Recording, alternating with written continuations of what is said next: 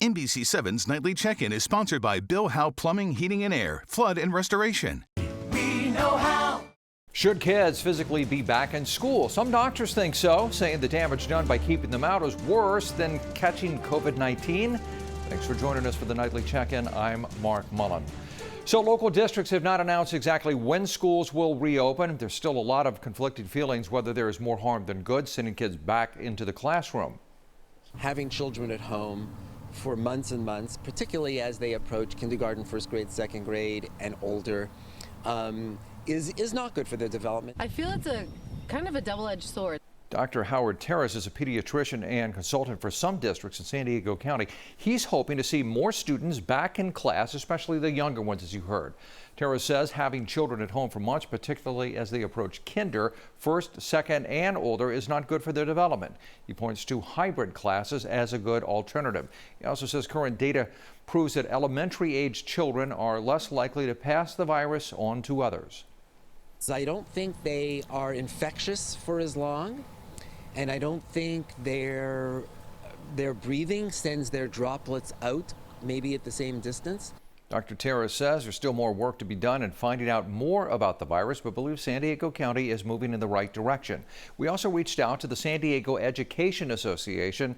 It says they are following guidance from the state and county on returning to school. San Diego County is reporting its single highest day of tests. Out of 5,936 tests, 240 were positive. That brings our positive testing rate to 4%. Another record set today, more than 8,000 total cases of the coronavirus. 6 more San Diegans also have died, bringing the death toll to 294. The city of San Diego has announced it is lifting more restrictions at beaches and parks. On June 8th, all of Mission Bay Park and the parking lots will open. Fiesta Island will open also. However, no vehicles will be allowed until July the 6th. On June 9th, all city piers and boardwalks will reopen, and on June 12th, Balboa Park, Central Mesa, and all Balboa Park parking lots will open as well. Gatherings are still not allowed, though. No peace! No racist! No peace! North County protesters, meanwhile, marched in solidarity today after George Floyd's death, calling for an end to racial injustice and police use of force. Hundreds gathered in Carlsbad, and hundreds more protested in front of the Escondido City Hall. The organizers behind this protest today created social media pages titled "Stand for George Floyd." Today, Governor Newsom took a stand against a controversial restraint used by some police departments, the carotid hold. We told you about the decision made by multiple law enforcement agencies here in San Diego County to ban it this week, and part of last after critics said it can turn into a chokehold. Now, Governor Newsom says he is ordering state police training on the carotid hold to end immediately.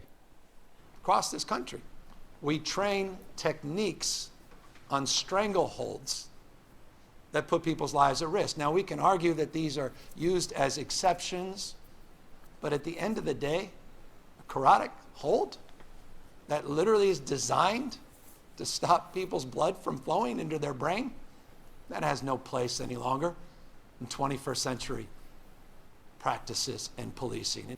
The carotid restraint puts pressure on the side of the neck. It is not the restraint method that was used on George Floyd, but his death has reignited the national dialogue about police use of force. Local carpenters are volunteering their time and resources to board up some small businesses downtown in case any civil unrest continues this weekend. In fact, about 20 carpenters from the southwest region of Carpenters Local 619 are helping at no cost to the businesses. They're focusing on small businesses on E Street between 9th and 10th downtown, mainly restaurants, tattoo parlors, shoe repair shops, and more. None of them were damaged by the protest last weekend, but everyone is being cautious just in case. We support the protesters as well as we support our community. And so we're out here today just to try to help the mom and pop shops that are struggling right now just to make it.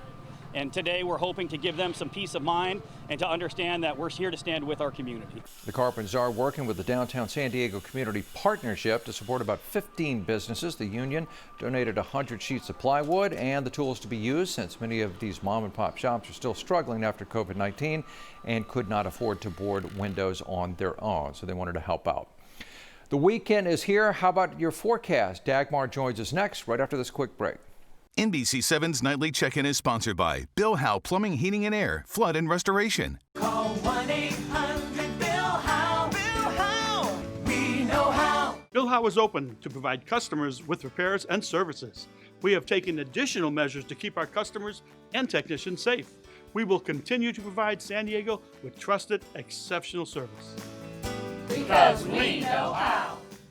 Looking at your Saturday, it's going to be a pretty decent day out there temperature-wise, at the very least for the coast and the inland valleys. Now, the mountains, you'll be under a bit of some chillier conditions and windy conditions as well. Plus, there's still a chance that at least the inland valleys and the mountains, those coastal slopes, you may see a drop or two of rain. The coast will be right around that mid to upper 60 mark. Inland valleys, upper 60s, low 70s.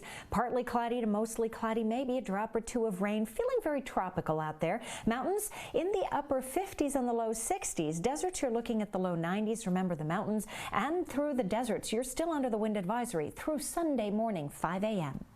Today would have been the first day of the San Diego County Fair. It is bittersweet, but there is still a way you can get your fair fix food safely. Every Friday and Saturday in June, you can stop by the fairgrounds to get a fill on fair favorites, kettle corn, chili cheese dogs, and more.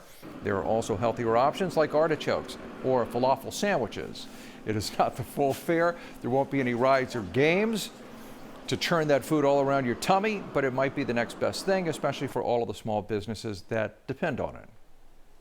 Right now, it's absolutely everything. The weekends out here, the Fridays and Saturdays that we're out here from noon to 6 are really what is keeping the bills paid and keeping food on the table. We're just thrilled to be here and be open and be able to kind of serve the public, and everybody can kind of make their annual trek towards the fairgrounds and get some of their favorite foods. Also, if you go to the fair's website, you can find fun fair themed t-shirts, and tomorrow night they will have a live online concert with dozens of performers, including 80s icon Debbie Gibson. How about that? I interviewed her in New York like a few years ago. We have a list of all of the events. She goes by Deborah Gibson now, by the way. All of the events are on our website, NBC7.com, because Debbie grew up after all. It's going to do it for our nightly check-in. I'm Mark Mullen. We'll be back Monday night with another check-in. Have a terrific and safe weekend.